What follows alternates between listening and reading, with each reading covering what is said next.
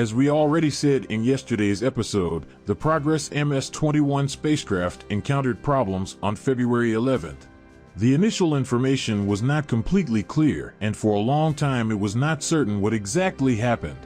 However, it gradually became clear that the Progress MS-21 had suffered a coolant leak. The Progress MS-21 spacecraft has been docked at the ISS since last October. It was supposed to fly from the Russian Poist module on February 18th.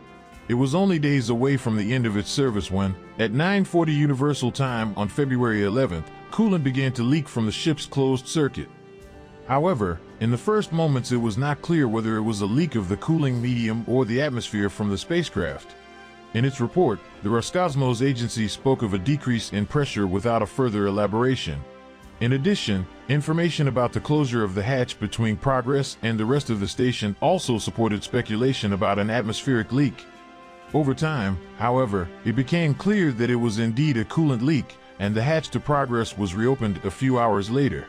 The station crew was not in danger during the leak. The Russian agency Roscosmos has already asked NASA to inspect the damaged radiator using the station's Canadarm2 manipulator. But this will not be easy, because the Progress MS-21 cargo ship is attached in a place where the manipulator has poor access.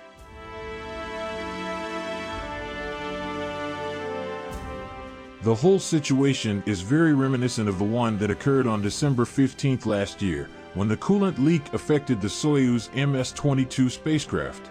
The fact that a very similar defect has happened to two different spacecrafts within 2 months is very serious.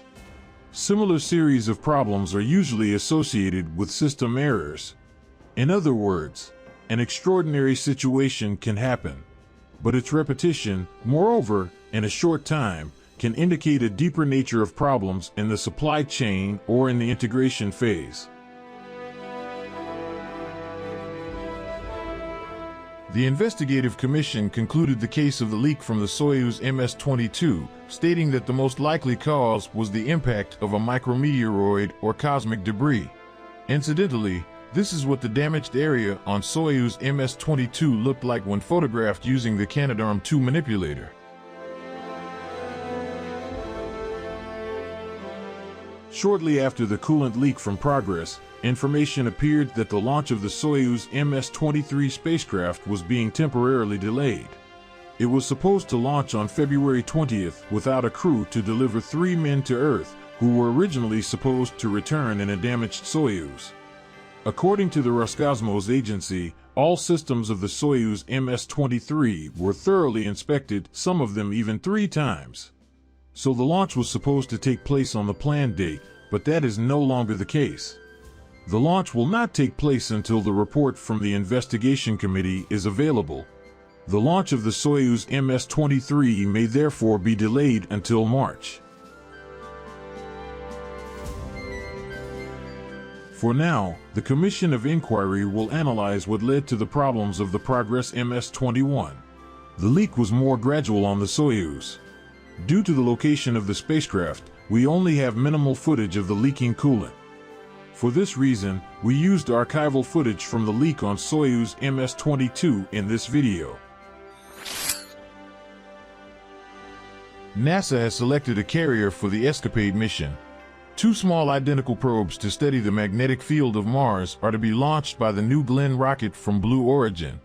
The launch is currently planned for the end of 2024.